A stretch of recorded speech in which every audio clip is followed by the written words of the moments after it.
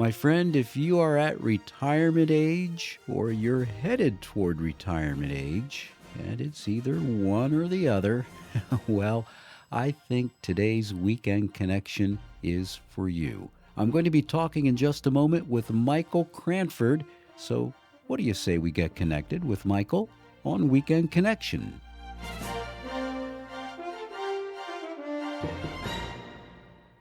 Good afternoon. Welcome to Weekend Connection on the Bible Broadcasting Network. I have as my guest today Michael Cranford. He is a certified financial planner.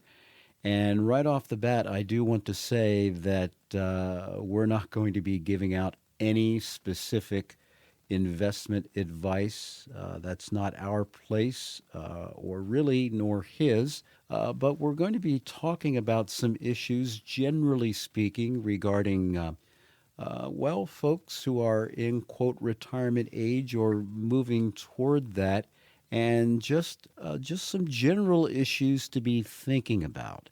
Michael, welcome to Weekend Connection. Thanks so much. Appreciate you having me on. I appreciate you taking the time to be with me and our BBN listeners. Michael, before we get into some of these general issues, tell our BBN listeners a little bit about yourself, please. Sure. So I am one of three children.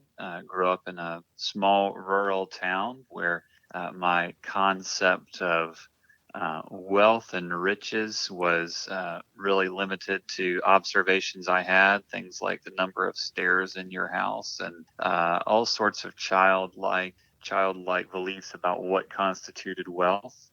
I have had the pleasure of serving the kingdom as a certified financial planner for a number of years now, and have had the delight to serve the Lord and many families in that capacity. And how did you get into this field of certified financial planning? Well, it's the Lord has done a redemptive work in my life as He has in many others, and I found myself early in my professional career wanting to find a way to use a business oriented skill set to serve others. And financial planning is one of those fields where you see an intersection between personal, relational, and emotional issues, and also complex technical issues. And the Lord opened up a door to be able to blend a business skill set with an opportunity to serve the body. And that's what drew me to it. Uh huh. And where did you attend college? I attended college at a small liberal arts Baptist college called Wingate University outside of Charlotte, North Carolina. Mm hmm. And you got your degree in financial planning there?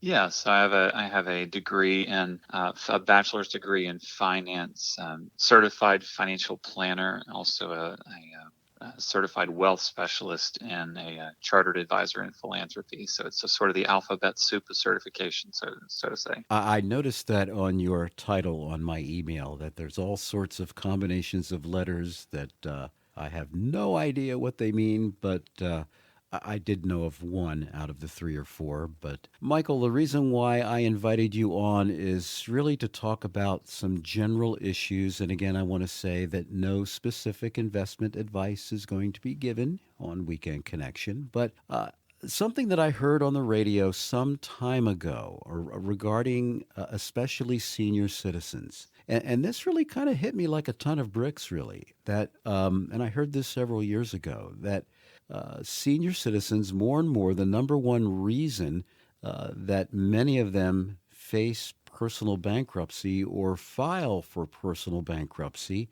is because of medical expenses as well as other things, but primarily medical expenses. And I really got to thinking about that, and I thought, wow, things have really changed. And it got me to thinking as well, what are some things people can do, whether they are in the quote retirement years or approaching the quote retirement years, to ward things off like that as best as possible?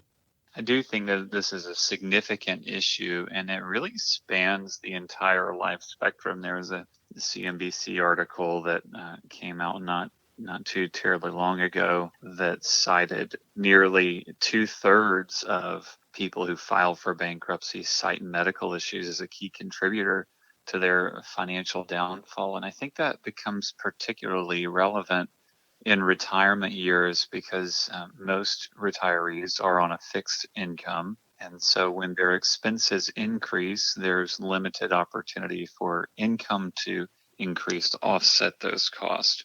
There's a unique challenge that's faced later in life. When we're young, we feel invincible in a lot of ways, and as we age, no matter where you're at on that spectrum, we find ourselves with our joints are a little tighter than they used to be. We find ourselves coming face to face with the fact that we are fallen beings awaiting eternal bodies. So we run into an area of financial planning that we refer to as long-term care planning. Many folks are familiar with the conversation around the need for life insurance, preparing for death. So, some of us are familiar with the concept of disability insurance, replacing income whenever we might have an injury that happens on the job and we can no longer work. One of the most significant issues that faces retirees is actually what we call long-term care concerns, and that is losing the ability to care for ourselves to a significant enough extent that we require assistance later in life. So these are chronic issues, things like Alzheimer and dementia, Parkinson's, some of those more advanced chronic care type of events that can happen in life. So the number one conversation we have with families who are nearing or in retirement around this is actually this idea of thinking through whether or not it makes sense to acquire some long-term care insurance. And that long-term care insurance covers those costs that are associated with things like assisted living or nursing home care or even home health care in the event that you're unable to care for yourself because of a chronic condition. Recent statistics show that depending on where you're located and the complexity of your condition, care of that level can cost anywhere from 18 all the way up to $89,000 per year. So it is a significant cost, and it's not surprising that it is such a significant contributor to bankruptcy and financial difficulty in retirement years. And so a common conversation we have is about purchasing long-term care coverage. I was talking with somebody, a few years ago about this. And isn't it true that some insurance companies have actually gotten out of issuing long term care policies? Yeah, that's a great observation. Long-term care insurance is a newer form of insurance, and when we think about insurance, any form of insurance being new, insurance is not a new concept, but on a relative basis. And what happened over the years is that a good insurance company will diversify its product line, and there were a lot of companies who were marketing long-term care insurance as a primary product line. And what was observed over time was that the claims rate on that coverage and the cost associated with that coverage wound up being higher than initially anticipated. So you started to see rate changes. And yes, some companies got out of the business altogether. And so really the players that we generally are comfortable with in the conversations that we have with families are the big names out there who provide various forms of insurance and happen to provide long-term care coverage as one product line. And of course, in this conversation, life expectancies have, well, they have increased, have they not? They have significantly. It's one of the interesting, beautiful in a lot of ways outcomes of an improved medical system and over the years has been that people live longer than they used to. And so having longevity planning as part of your financial planning conversations is very relevant and because it's not uncommon now to see individuals and couples even live well into their late 80s and early 90s. And when we retire in our, say, your average family's couple might be retiring in their mid 60s. When you're thinking about that, it's really hard to conceptualize life 30 plus years down the road and what it would be like and how expensive it can be. And until you start thinking about what life was like 30 years ago and how much more expensive it was or it is now than it was then.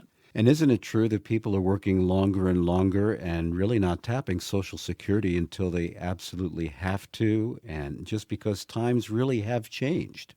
It is, it's been fascinating to observe the number of families who, while they would like to retire and might feel comfortable retiring, are really hesitant to do so because they are thinking about, and I think appropriately so, thinking about the long term. And so we are seeing families defer Social Security longer and defer retirement longer.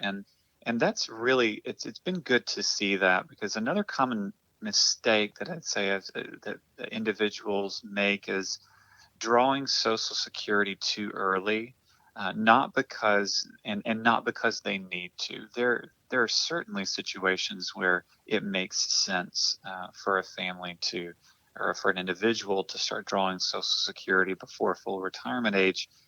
But if you make that decision without considering the implications, say, for example, you draw when you're 62 years old, which is the earliest you could actually draw Social Security, you're going to have a permanent 30% reduction in your benefit.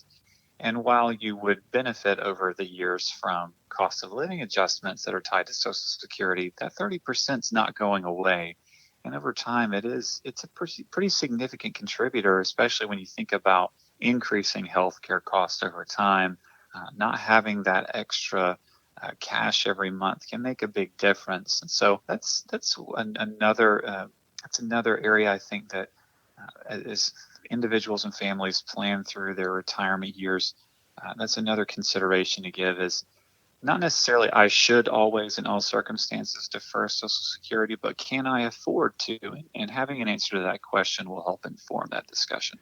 Well, that's so true. And fact is, of course, that for every year that you leave Social Security on the table until you have to withdraw, you're gaining 8%. Yeah, and all the way up until you reach age 70, there's a deferral benefit that's tied to that, and it's tremendous. And it's important to remember as well that if you're a married couple, that benefit, particularly before you reach retirement age, it's not only impacting you, but it may very well impact your spouse. If you're married going into retirement and in your Social Security years, your spouse will actually receive a benefit as well. Your benefit is actually going to be the greater of 50% of your spouse's benefit or your own record. And so if your full retirement age is say 67 years old and you draw at 62 and your spouse will actually be drawing from your record as well, that 30% reduction impacts you both. And so it magnifies the consequence of drawing early. Back to the long term care for just a moment before we wrap things up. When should people start? At what age generally should people start thinking about that and planning for that, as well as perhaps thinking about some other issues related to retirement? Yeah, so I do think there's a season of life where it's too early. So, for example, if you're in your mid 30s, it's not the right season of life to be thinking about purchasing long-term care coverage. It's not an inexpensive coverage.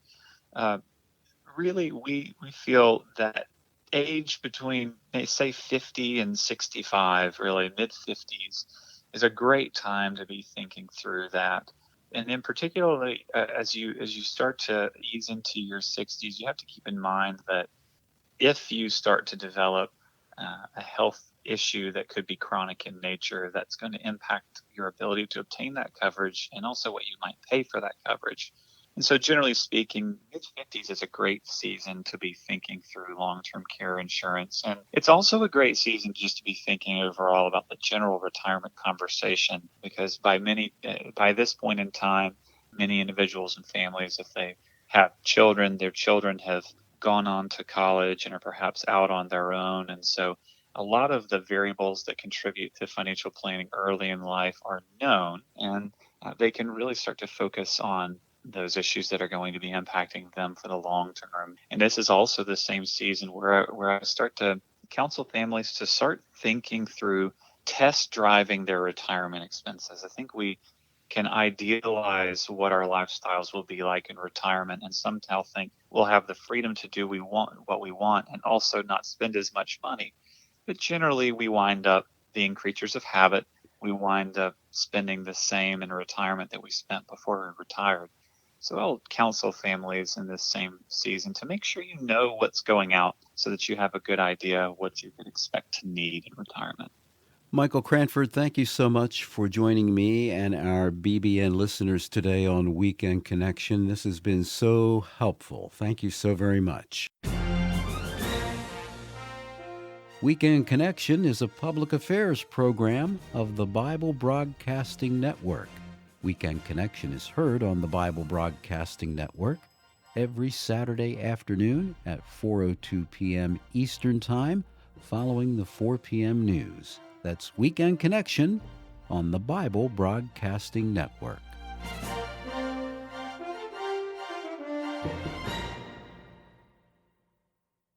Thank you for listening to this feature, a production of BBN, the Bible Broadcasting Network.